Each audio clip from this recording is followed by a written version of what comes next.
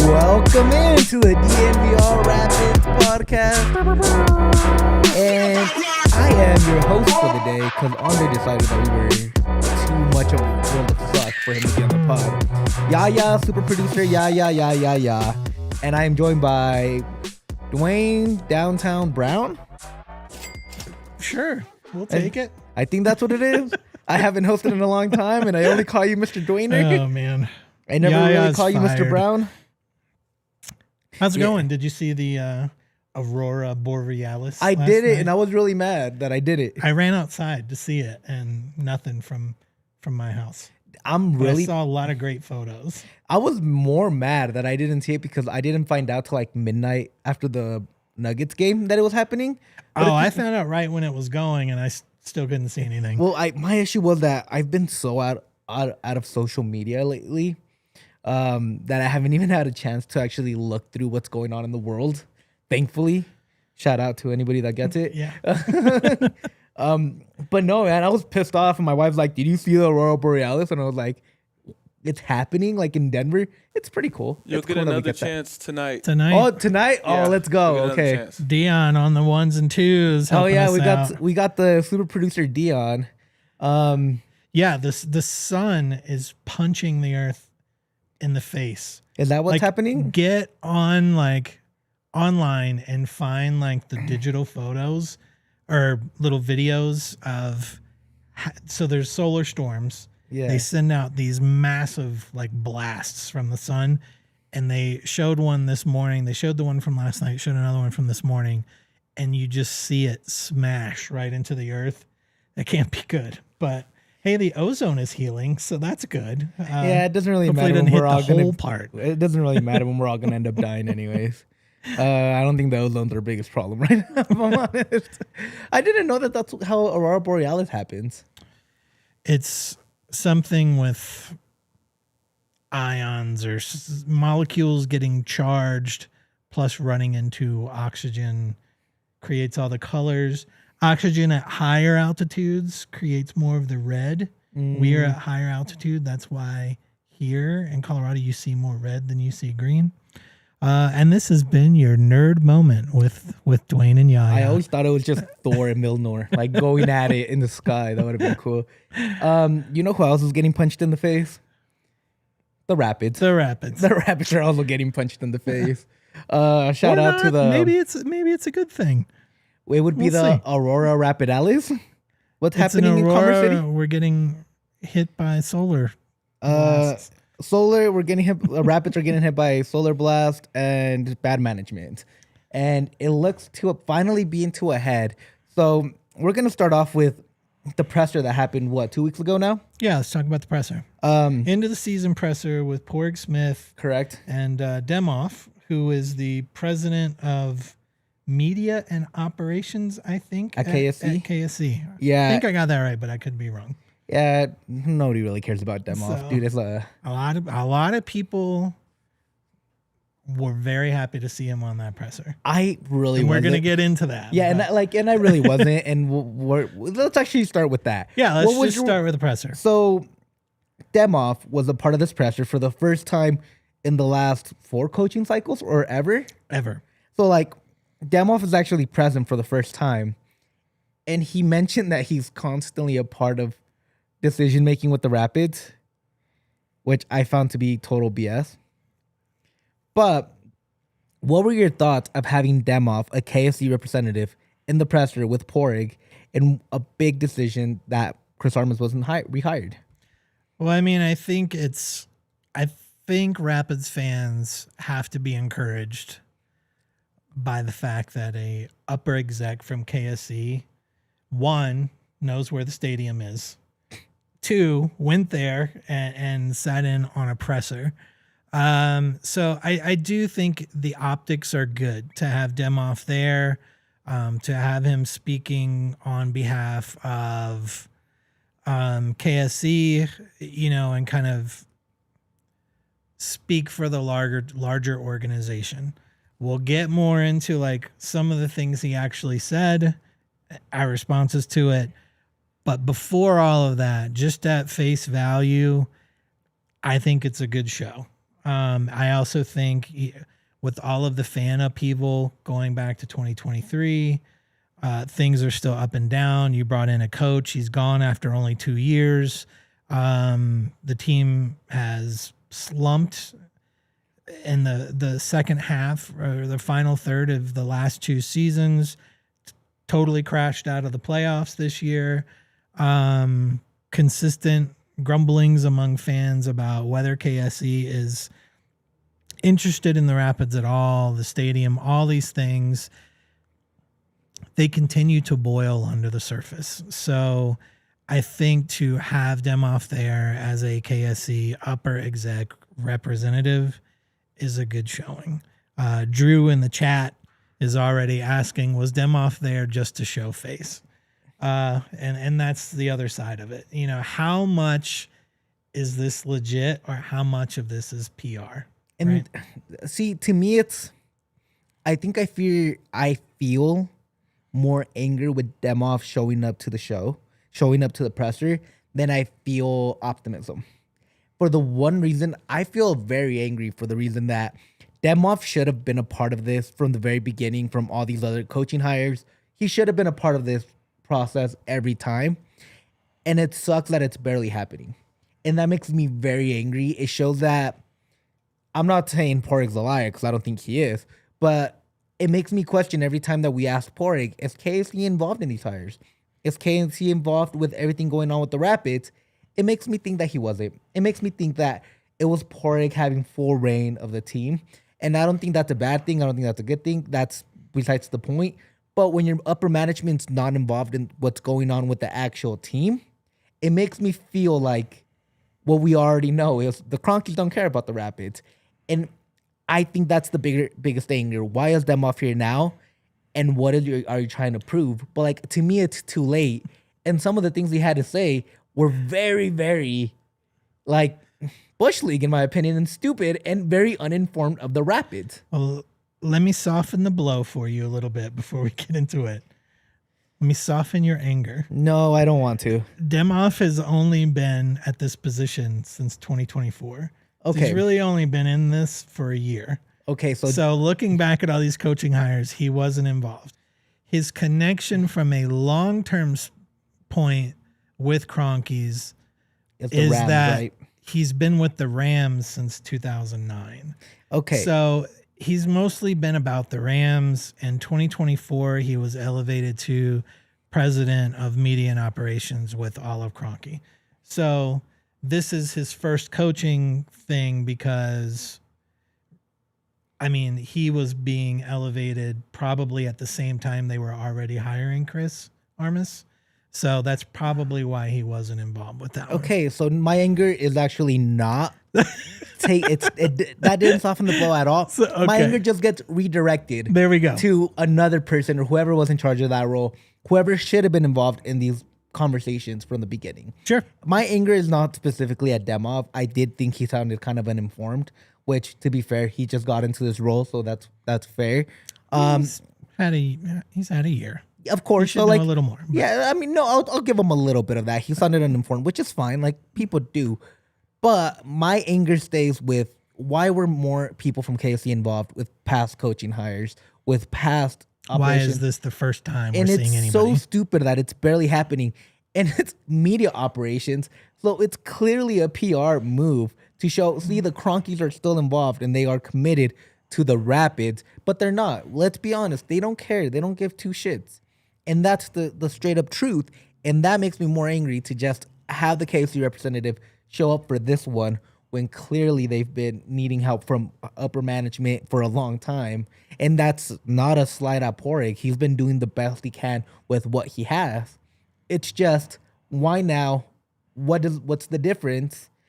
And that really makes me so angry. This should have happened such a long time ago. If Padraig would have had all the support maybe 10 years ago, 5 years, whatever, 9 years ago, 8 years ago when he actually started being the GM. I always call him 10, but it's 8 or 9. But Yaya exists outside the concept of time. I do, and it's fine. Years mean nothing to him. It makes me so angry. Like, it really does. Like, there's no reason this shouldn't have been happening from the beginning. When has Josh, or clearly not Stan, actually been there for the Rapids? Josh wrote a letter a couple years ago about how... No, he didn't. He signed his name on a letter somebody else wrote. And we never... He said that we were going to get information in spring of 2024. We never did. The information was Chris Armin. No, about Victory Crossing and all the contests and all these things that we never heard back. But I think that's a clear representation of your anger about KSE is when things are truly terrible. C38 is literally getting up and leaving in the middle of a game. That's typically when we only see any sign or hear any inkling that the Cronkies remember that the Rapids are a part of their organization. And that's where this is different in that they sent a representative. So like Demoff or don't like Demoff, I think it's a positive sign that he was there. We'll see. Only time is going to tell whether or not it's a big deal or not. I mean, we got that letter, about Victory Crossing, and we all thought, holy crap, things are really changing. They're paying attention. And again, that vanished into thin air. So, and that gets to a quote that I was going to drop later, but here's a quote from Demoff about all of that. If we want fans to trust us as Rapids, we have to deliver from a Rapids premise. It doesn't not mean anything that the Nuggets, Avs, and Rams have won titles. They want to see promise here in Commerce City. He later added, and this is the key point, we don't deserve that trust until we deliver on that. And he's right. And that's the accountability that we have been wishing for, whether or not that accountability actually happens. But that's the statement from the last show that we talked about. What's the accountability? And there's your measurement, I guess, that we were asking for is we don't deserve that trust until they deliver on that. So TikTok, time's going. We need to see Demoff and the Rapids front office deliver. I think the timing also is critical because Padraig Smith and several folks in the front office, their contract runs out after. This is a contract year for them. So things need to happen. If they don't, will it be more of the same, or will Demoff actually, make changes based on that statement of wanting to build Rapids fans' trust? I call complete utter bullshit. And this is nothing against Demoff or Padraig. This is completely against the organization and the evil empire that is KSE. Okay. I can't even trust your words. You're gaslighting me. This is a full on I'm sorry, babe, I'll never cheat on you again, and then immediately go sleep with my neighbor the next day. This is what it feels like. And I'm not gonna do that. Don't my mess wife with wouldn't do Yaya's neighbor. Nobody Come do on. that. But that's what this feels like. This definitely feels like, I'm sorry, babe, I'll be better, and then nothing changes. It's happened over and over and over again with this team, with the Rapids, and with KSE, and not just the Rapids, with the Nuggets, with the Avs, with everything else going on in KSE organization. It's a constant, we'll be better, then nothing ever changes, and then we're fine. I mean, it's hard. This is where I disagree. It's hard to say that with the Avs and the Nuggets and the Rams. The Rams and the Arsenal are the only two teams that I'll give that to. Nuggets and are signing players. They just dropped a bag on Christian Brown.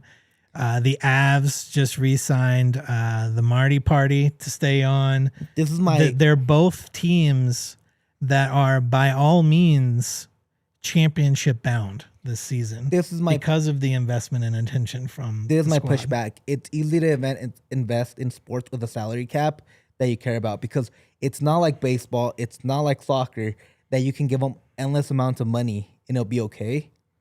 It's easy. They're really good at salary cap teams. Well, MLS is totally different, but even Arsenal, like they invest. Like my thing is with the Nuggets and Avs, they have we can't do that, and people understand because of the salary cap. You got to realize they did give the bag, they did add players, but they also got rid of MPJ, so they didn't have to pay the secondary luxury tax. They're always avoiding paying more money at every cost, and it also shows in the stadium improvements. It shows in their practice facilities. We have the damn Avs practicing in a public arena. Like, this is what I'm talking about. Every chance they have to like not invest in any team, they won't unless it's Arsenal or the Rams.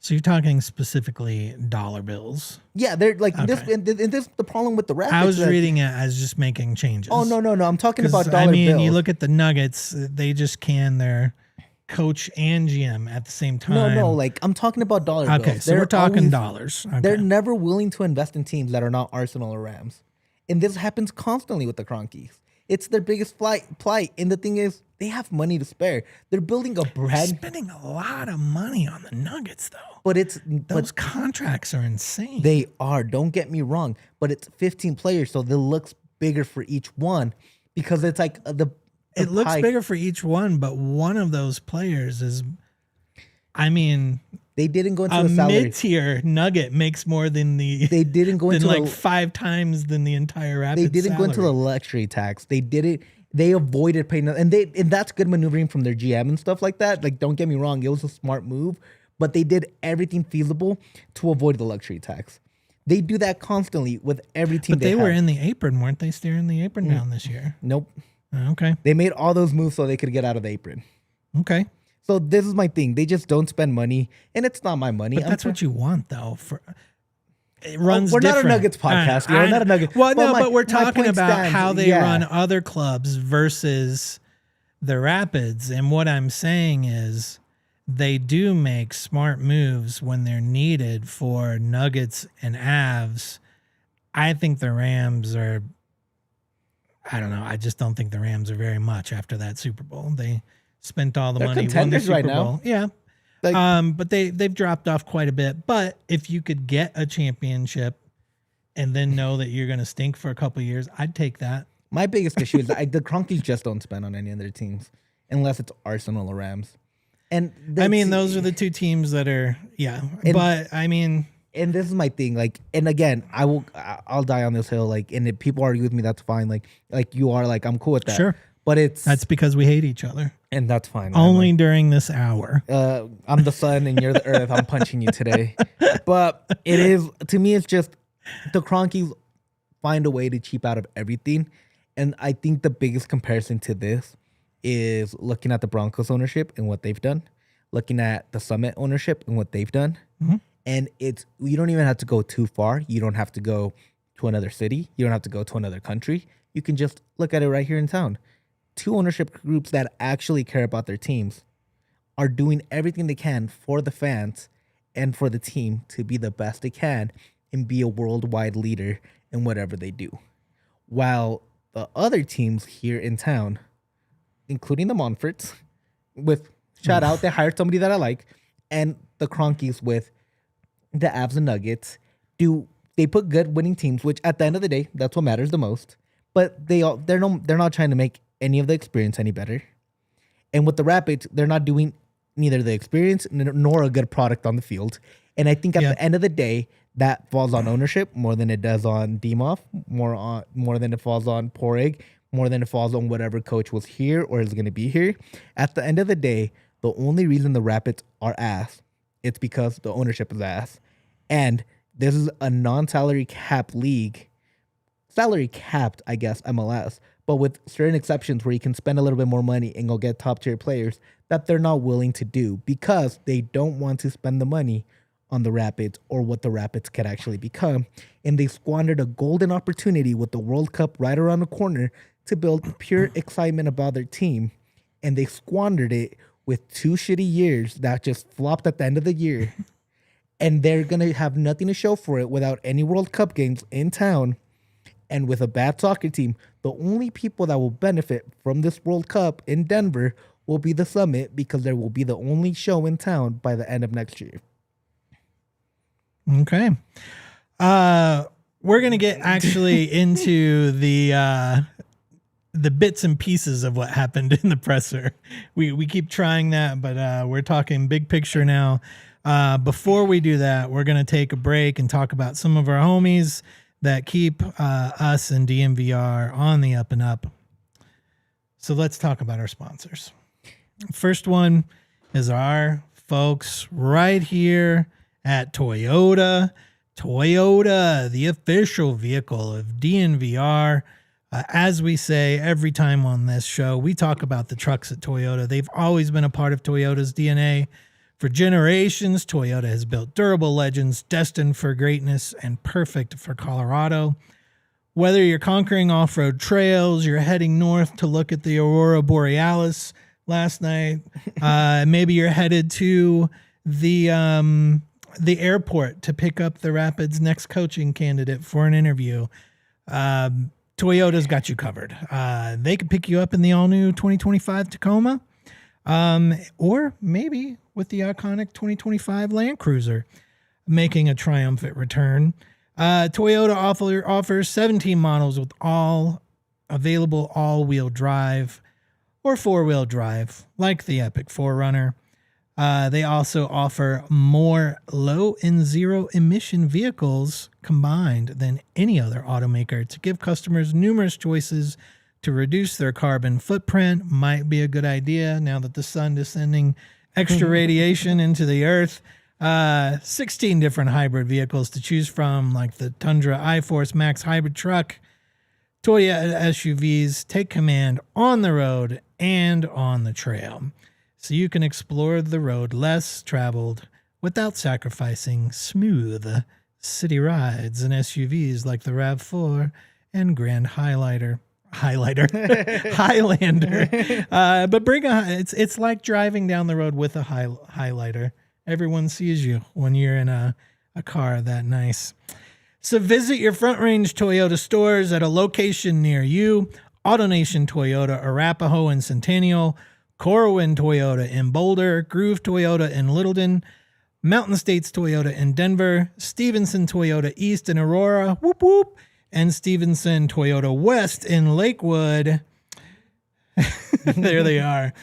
Toyota is a proud partner of the Colorado Rapids and the official vehicle of DNVR Toyota. Let's go places. Now let's talk about Brunt. Let's talk about official workwear of DNVR.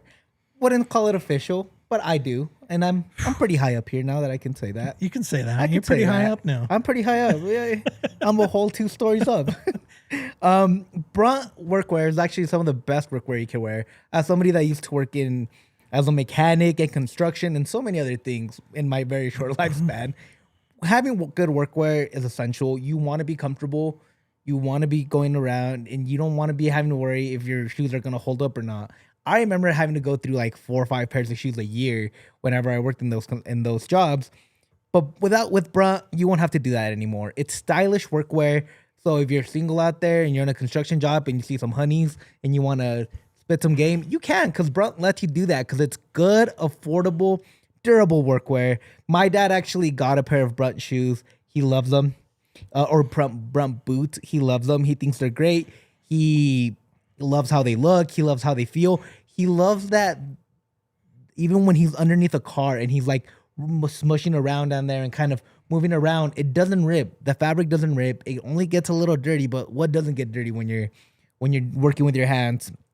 With temps dropping and holidays coming up, it's time to treat yourself or a hardworking man in your life to real comfort. Skip the throwaway gifts. Get him something to build to last. Brunt Workwear. Our listeners get $10 off their entire order with code DNVR at checkout. That's code DNVR at checkout. It's completely worth it. That's bruntworkwear.com and use code DNVR.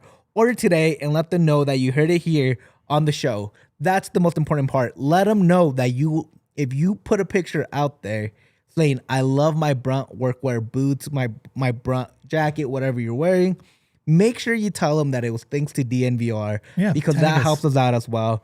But you should definitely go get Brunt regardless. It's a great product. It's a great gift, man. Like, I mean, you work construction. I did construction when I was young, worked in a chemical plant all through college with my dad.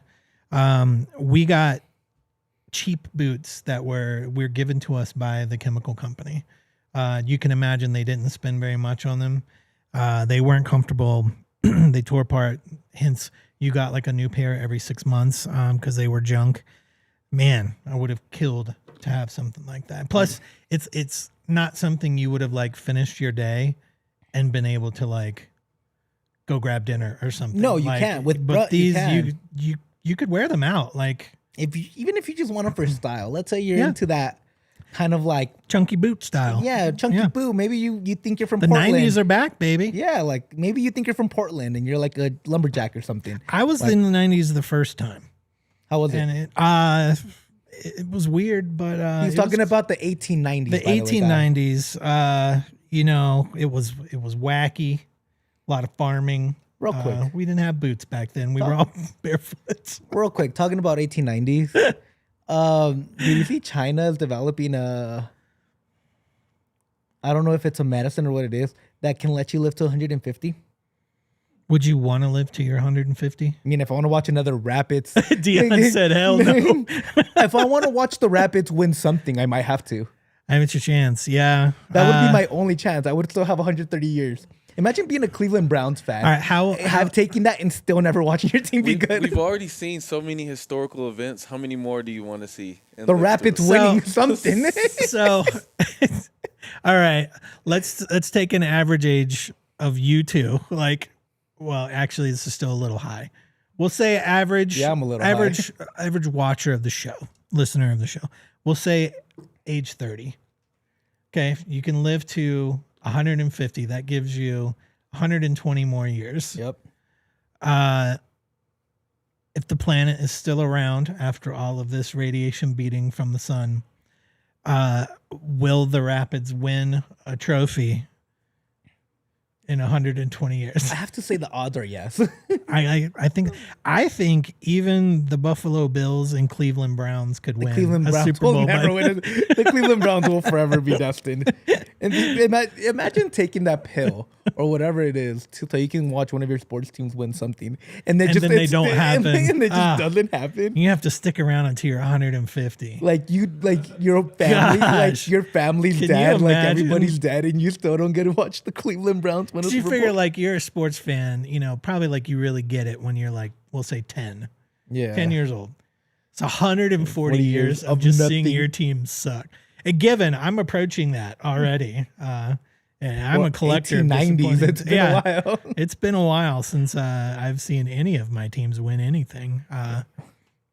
Shout out Nuggets. Thank God I've become a Nuggets fan. Anyway, thanks to our sponsors at Toyota and Brunt. Cars, workwear might last till 150. Cars and footwear that will last you 150 years, probably. So, all right, we've been talking, you know, kind of upper level about KSC's interest in the Colorado Rapids. Let's get a little bit into the actual presser, some things that were said. One of the things that jumped out, and we've talked about it, so we won't spend too much time on it. One of the things that jumped out is about the coaching search. There seems to be a little bit of a statement from Demoff, if you read in between the lines, that, you know, this coaching hire will, one, have input from KSC, and two, be a little bit of a measurer of accountability for Padraig Smith. I'll read the quote from Demoff. He was making it clear that he hasn't worked with the Rapids before on coaching hire, and he was also making it clear that this time would be very different. He says, "Do I believe this kind of leadership should get to choose 4 head coaches?" Talking about Padraig Smith. He said, "No. I can only judge off my first 18 months at KSE. This is our first chance to go in together. This is about us looking introspectively across the club and asking, where do we need to get better to meet those moments?" So one of the things, so a lot of folks were very happy about Demoff being there. I've talked to folks, from on Twitter, folks that were down for the Rapids 2 watch party the other night, folks that cover the Rapid on their, written and podcast outlets. And several folks were pretty encouraged that Demoff was there. There were a couple, a smaller number that were a little more like me, whereas I didn't really get anything from Demoff. And I think this might just be me being an old man, having worked a lot of corporate jobs before coming to ALLCITY Network, and hearing these types of statements vomited out over and over. They're very, very high level, very, very high level. Like, this is the vision without giving any specifics or any like little nuggets of knowledge to let us know where things are actually going. So I wasn't all that impressed just because it seemed like a bunch of PR speak. It seemed like a bunch of, upper exec speak. Given the dude is in charge of a lot of different teams, I know that he's not spending a lot of time on Rapids despite what he's saying KSE is interested in. So I understand he's not an expert. That's why you have front offices for each team. You're supposed to be your experts for things. But I did feel like it was a lot of words that weren't saying a whole bunch. But here is a statement that did feel like it was saying something. We've not really been too involved in this coaching search, but this time we are. Do we think a front office should get to choose 4 coaches that don't succeed? No. That to me, regardless of which side you're on how you thought Demoff did, that's a kind of a big statement that we haven't heard before with this club. 100%. That's really just telling you that Porg's on the hot seat, right? And it's like, That's literally the headline of the show today is Porg on the hot seat. And I think it's pretty simple to say, yeah. I think, and I think it's about time. 4 coaches that have failed. 3 coaches. This will be 4. Well, he hasn't failed yet. There's some interims in there. Well, he hasn't failed yet. Yeah. I mean, if you're including interims, it's more than that. Yeah. Well, let's just go with like the people he's actually hired. Yeah. Not just people that he's like had to put. 3 coaches that have failed, and coaches that have gone on to be good in other places besides one. Shout out Hudson. But it's kind of time. And this is, again, I'm not trying to bag on Porg. He's a really good guy. And I know I talk a lot of shit, but I think he's a good GM. Nobody will pump you up more about the Rapids than Porg. Yeah, dude. And you can tell he loves the club. Yeah. But I think it's only reasonable to start taking a deeper look instead of just coaches and players. And it's deeper into like, let's look at the whole front office. Why has this front office failed to put a winning product consistently on the field? And it can't just be like, well, KFC doesn't gain money. Okay, but there's teams that don't get a lot of money either that still succeed. Shout out Philly. That's the number one example. Columbus for a long time didn't get a lot of money. It barely started happening after they built their rapport and started winning and getting into the playoffs. They were to get some more money, fan interest, and all these kind of things. And it's like, okay, Porg, why have you failed at the exact same thing these other clubs have actually been able to do? And I wouldn't like Porg to be gone, but I would like a leadership change in some aspect of maybe more involvement from KFC. But it's not going to matter unless there's victories out on the pitch.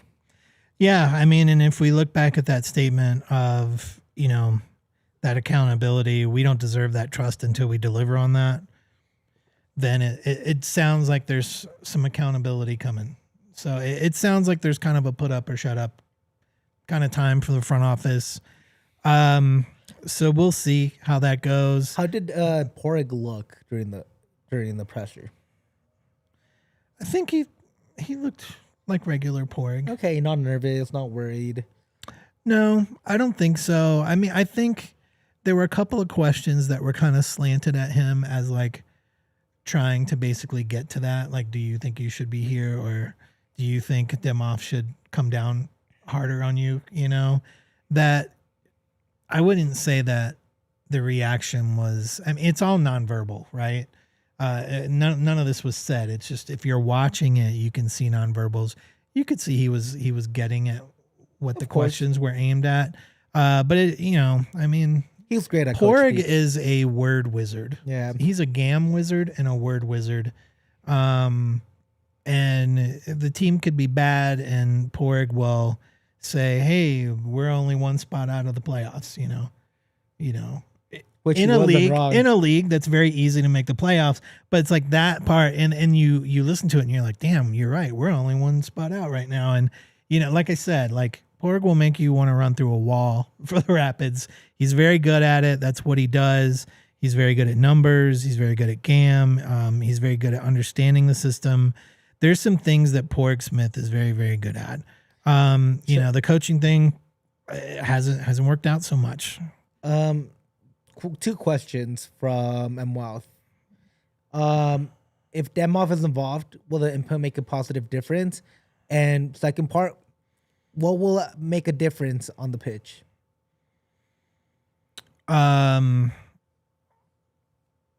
You want me to jump in? Yeah, go ahead. So, I mean, on the first one, it's hard to say because, like, we don't know what Demoff is going to do. I will get back to where I think KSC does do a good job with the teams that get more interest, like the Avs and the Nuggets and the Rams, Arsenal. You look at Avs and Nuggets have both won championships recently. They should be winning championships this year. They're that good. Both of those teams are juggernauts in their leagues right now. Yet to lose at home. Yeah, either one. These are very good teams, and you can't say that Kroenke doesn't care about their teams and still have teams as good as the Avs and the Nuggets are. And Arsenal's doing well too. I mean, they're no slouch over in the Premier League. So I don't know. Like, what? I guess his input will make a positive input or difference in the sense that we need a positive difference. You need another voice. We know what it's going to be without his influence, right? Yeah. We've been watching that for years now. So we hope that would make a positive influence. We hope that maybe that puts, you know, a little bit of fire under the butts of the club, that the ownership is seemingly paying attention by sending them off to this presser. Yeah. I'll say that it'll make a positive difference because something has to change. Sure. Maybe you got to zag when everybody's zigging. Like, it's time to, like, go a different direction. And then for the second part, I think what will make a really big difference on the pitch is a huge investment. Like, it just has to be an investment. And it's whether it's... Sure. I'm fearful that they're not going to use their third DP spot and they're going to go with 4 U22s, which have the lowest hit rate in the MLS, like in any like specialty spot. Yeah. There's name me one U22 that's a star in the league, and I'll like point you, and I'll point out a liar, and I'll just point at you because that's not true. There's not a U22 star that's a star in the league, and the only way to get it's 3 DPs is the only way to do it, and invest around those 3 DPs with good, smart players and being able to use the TAM. And that's the only way you're going to be able to build a winning team. It's going to need a sizable investment from the Kroenkes. Yeah, and that's like the judgment, right? During that presser, Demoff talked about teams that spend a bunch of money and it doesn't work. And I don't know where he got that statement from, because teams that are spending a lot of money on big star players are absolutely working. Miami, LAFC, Cincinnati, Columbus. Like these teams are world beaters, and you see them fighting for Seattle the cup got eliminated, every but year. Seattle's another team. Yeah, I mean, these are teams that are spending money and it's paying off. Whereas teams like a Philadelphia Union that doesn't make splashy moves, builds up through, become more of a Cinderella story more than it's the outlier. It's not the norm. The messaging from Demoff seemed to be like, we want to be one of those outliers. Like we're not going to spend all that money. So I agree with you. I don't think we see that third DP being used. We'll see. It sure would be nice. And to get like quality DPs, you can't go get Anomaly again. You can't spend a DP spot on a project player. You can't spend a DP spot on a Kevin Cabral. It has to be a guaranteed, this is a badass. A Georgie. That's what DP stands for. Like, it has to be a Georgie. Designated badass player. Like, a Georgie 100%. Mihailovic, like you're saying. So we'll see. I hope it makes a difference, but that is what we need to see on the pitch. We need to see a designated badass player, a DBP. You heard it here first. DNVR Rapids DBPs is what we need. It's so stupid that 3 DPs doesn't work. 4 U22s don't work. 1 U22 doesn't work. Once Cole Bazic got his U22, it's the curse of the U22. Like, and there's 2 MWAL's comments in the chat that says Padraig has stated they won't bring in a 3rd DP and will go with 3 U22 players. Yeah. It says if you invest in 3 DPs, one doesn't work or gets injured, it's trouble. Okay, but at least you're putting yourself out there, and it's so stupid. Like, it's the dumbest thing I've ever heard. You don't want less talented players on your team because what if they get hurt? That's every team in the world. If your most talented players get hurt, you're gonna suck. Name me one team if your players that are the most talented get hurt, don't become bad. It's part of sports. But you can't be playing with that scared mindset. That's a cheap mindset, not a scared mindset. It's a playing not to lose. It's a playing not to be last place, but it's not a playing to win a championship mindset. And I think this is one of the reasons that Padraig is on the hot seat. And it might not be just his fault because money is involved as well. But it's like, you also got to, like, at some point stand up and say, I can't do this without 3 DPs. Sure. If you think 3 DPs can actually work. Yeah. Look, we know that KSE, certainly for the Rapids, but even in other teams, tend to fall on the cheap side of things. They mentioned for the coach, we're not going to jump too much into coaching search today just because we don't really know anything and we haven't heard too much either. But as far as coaching goes, I'm trying to find my quote here, but I can't find it. So, here it is. He said that they plan to follow other KSE coaching hires as far as their other teams. And the quote is, "We bet on first-time leaders wanting to build equity from scratch." So that, I think they're the same on players, at least for the Rapids, in that they're not going to go out and get the big names. They're going to cross their fingers and hope that somebody works out. I get it. It's admirable. And sometimes those things really work out well. But again, that's the outlier, not the norm. And I would love to see this club just go all in to be a world beater. That's not going to happen, but it would be nice. Yeah, it would be cool. The 2010 MLS Cup could be the worst thing that happened to the Rapids. It feels a little bit like the 2007 Rockies. You did it once with a group of people that maybe don't do it anymore, and you think you can recreate that magic every year, and you might one year, but it won't be a sustainable formula. Yeah, I mean, and that's how I feel about the 2021 when we backed into first place. I feel 2021 might be better than the 2010. I feel that might be used too much. It's going to be 2026 here, And we're still looking back 5 years ago at that one time, 4 teams that we needed to lose lost, which elevated us up to first place. Like, I hope that we can be a little more dominant in our aspirations than hoping everyone else loses so that we get bumped into it. That's what we need to see. As Rapids fans, we're like in the worst spot possible. Yeah, it's like we really are. It's a lot of words at these pressers, but nothing really there. I think the only thing I took away was Padraig's on the hot seat.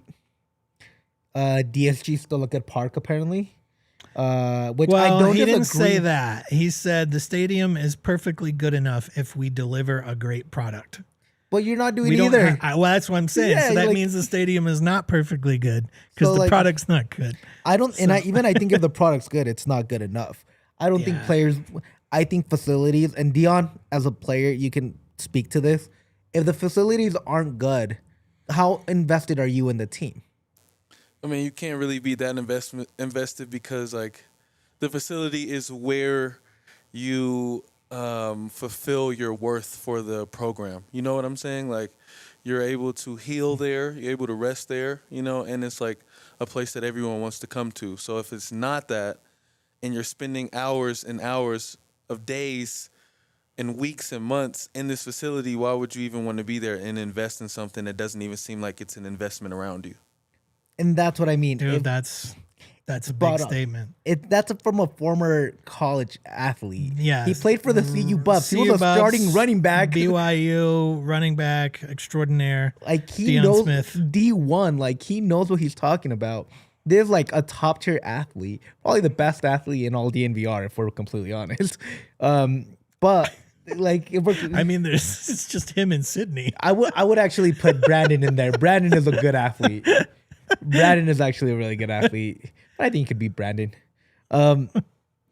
But this is what I mean. If the facilities aren't being invested into, which players are going to want to come and play? Not the very good ones, because they just want a squad.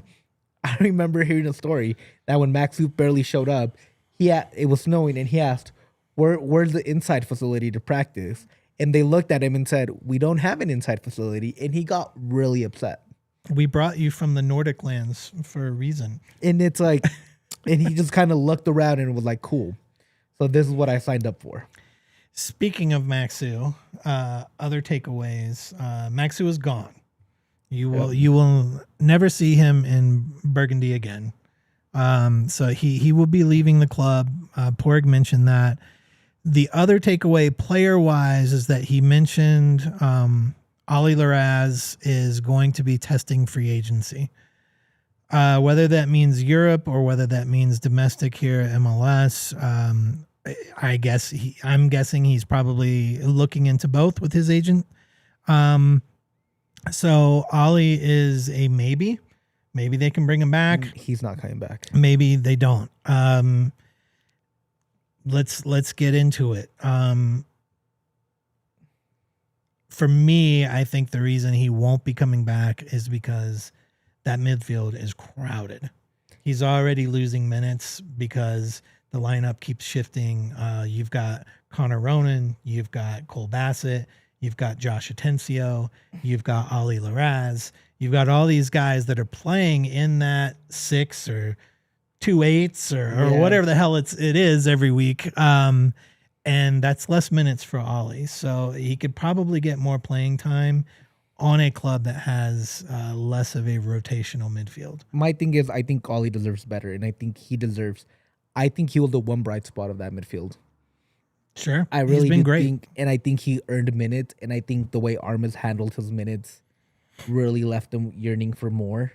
And I think that kind of made him mad that he put in the work. He was one of the better players week in and week out, and he was constantly on the bench. And I think he deserves better. I hope he gets better. I hope it's in Europe if that's what he wants. But I could also see him going to Philly Union and killing it out there. Sure. I can also see him going to a second division tier team in England and killing it out there. And I think that's kind of what he needs if he wants to take that next step, because I think he gets done very poor for 2 years now in a row. I think he's been the bright spot of that midfield, and I think he's been put in the back burner constantly by Armas, and I think that really made him question his future as a Rapid. Scale of 1 to 10. 1 means he's definitely not coming back. 10, he's coming back. I'll give it a small hope. 3. 3? That's what I was going to say. 3 also. I think it's a small hope, but I think him saying I'm gonna test the waters is him saying I'd rather not be here. Yeah, I think so too. So those are the roster things we know. That guy's a badass, by the way. That guy on that motorcycle, if you heard that, wow. Very cool guy on York right now. Like York and Colfax. Get here right now so you can see him. That's the only roster news we have for the Rapids right now. It's still very early in the offseason, but we know Maxu is out for sure. Ollie, we think, mostly is out with a very small chance to return. There's other players that we have opinions and thoughts on. We'll probably talk about that next time as we get more into the offseason roster. Do you want to get into any more about the coach, or I think we're fine. Talk about what happened over the weekend. I think it's time to get into some positive kind of negative news. Let's get into what happened over the weekend. The Rapids had a championship game. Dude, what a game. They were playing for hardware, and that game was exciting. Rapids 2. Yeah. Rapids 2 went to New York to play New York Red Bull for the MLS Next Pro Cup championship on the line. Rapids 2 come out very early, going up 1-0. Right before the end of the half, scored another. We were losing our minds because look at us watching a Rapids team finish it. And instead of giving up a goal before halftime, we're grabbing another. Things were real great at halftime. We come back into the second half. The Rapids give up 2 goals very quickly, very close to each other. Within a minute or two of each other, it felt like, and we're tied at 2. We keep going. Rapids make it happen. Put us up 3-2. Everyone's going crazy again. Right at the end, Red Bull scores. It's 3-3. We slog through 2 scoreless extra times. That goes to kicks, and then just an awful. I hate to say it because we all love Rapids too. We love the players, and stuff happens. But yeah, that first kick goes right off the post. Even the bounce off the back of the keeper doesn't help us. No, they were bad kicks. They were both bad kicks. It was bad. The second one goes off the crossbar. And now we're down 2-0 right out of the gate. When you go to penalty kicks, it is real hard to come back being 2 goals down and to not even have the keeper stop those 2 goals, when they go off the woodwork, it's a bummer. Long story short, Red Bull wins. Had to have been a long flight back for the Rapids 2 squad, but damn, man. What a great game.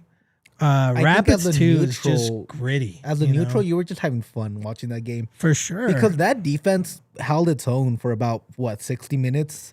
It was all Red Bull. Red Bull's a really highest scoring team in the league. Red Bull 2 is a really good team. If you want to see what a high press actually is supposed to look like, that's it. That's a good team right there. That's a really good team. And that Rapids defense held strong. The goalie was there. Campagnolo had some incredible saves. And the Rapids were finishing their opportunities when they had a chance. There was that one header right after they let go of that second goal that was supposed to be a goal, and then the Red Bulls goalie just kind of showed out of nowhere. And it's this team has a lot of fight in them. That defense tried its hardest, and I think Eric Boucher, it was so refreshing that every time there was a substitute, I was like, oh no, but then the player would do good. And I'm like, wow, this is what a coach that knows how to substitute looks like, which the Rapids haven't had in the last 10 years. But it was an exciting game, man. Watuda should be a Rapid, should be in Rapids 1. the way he glides with the ball through the pitch. It's really He's impressive. a technical dude, man. Well, like it seems so natural. Like you always, there's players out there that you watch them do their thing, and you're like, oh, that's how you make it look effortless, and that's how he is on that ball. He has to be a Rapid next year, especially with the need we need on the wings. Like, why is he not already up there? And he came up twice this year. Yeah. I mean, we still don't consider him a first teamer. I think he played against Atlanta. Yeah, and then I think in one of the League's Cup games. Yeah, and he was great that last one when it didn't really matter anymore. So I think that was going to be one of the questions that we bring up is who are the Rapids 2 players that we think legitimately should be up on the first team. So you're bringing up Sydney. Yeah, he looks like a guy who should be working out with the first team more. I think he's still got some work to do. He's still a little rough around the edges. That's why he's developing that in R2. That's why the club has him at R2, to help him grow and get better and cleaner on the ball.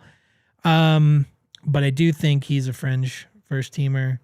I think out of everybody, he is probably most French, like most at that level to be there already. I will say I really like Anderson Rosa. We also saw him up a couple of times, and I think he held his own. Yep. I'm a big Bilo Giup guy. Yep. I don't know if he's first team quality yet. I've watched a lot of R2 to know that he is a spectacular R2 player. I love watching him play soccer. He's a fun guy. He is awesome. He scores some straight up bangers.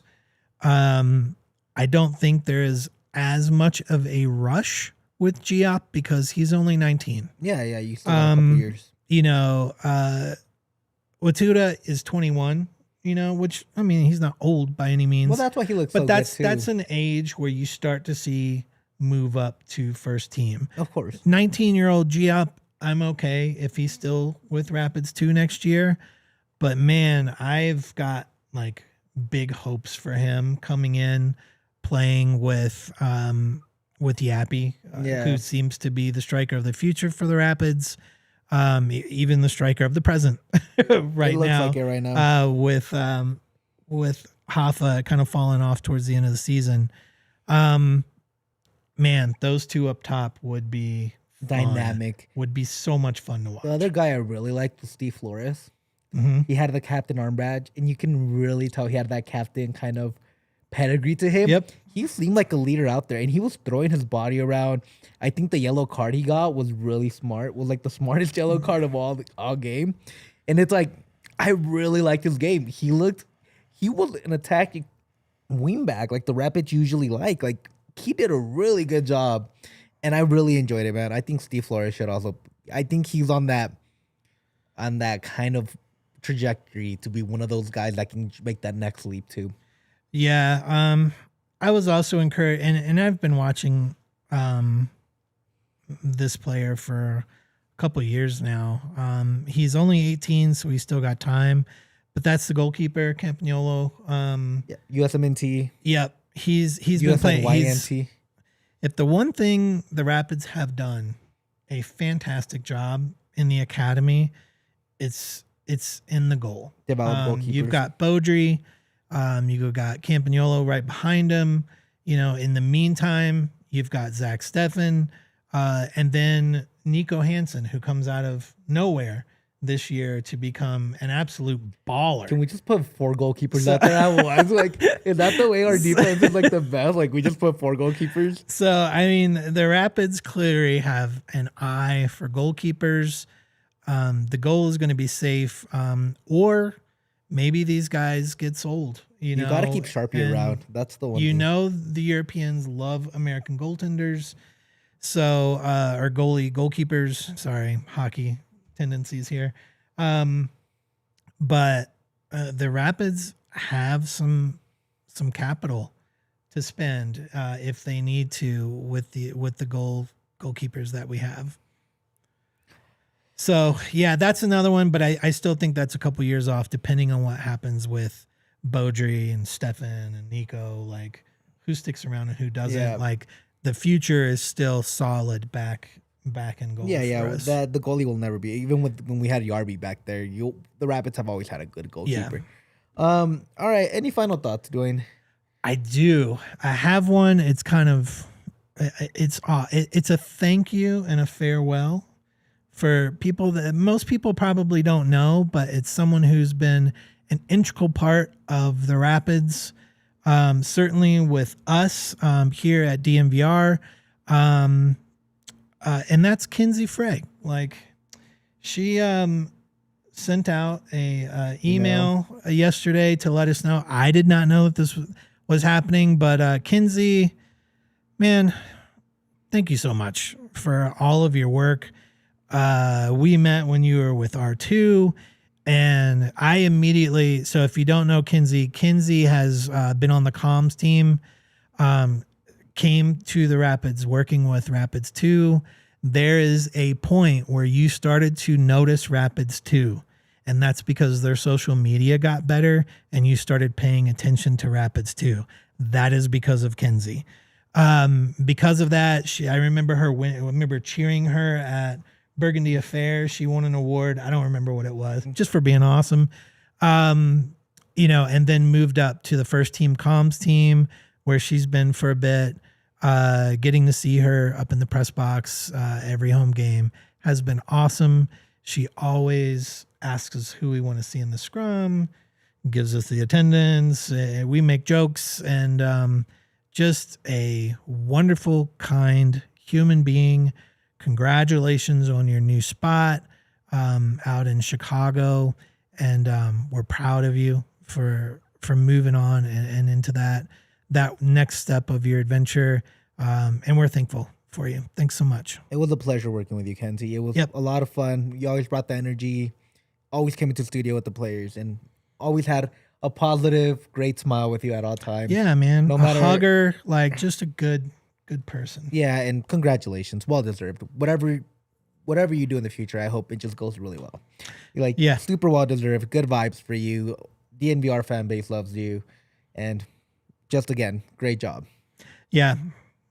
So that's what I want to spend my little extra time on. Cool. Is just, I think that's a good note to end it on. Yeah, just great person. Another great person in the Rapids organization that we've been lucky enough to meet and work with.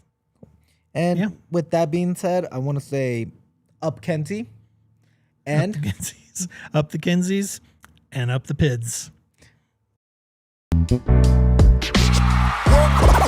all silly like the mayor.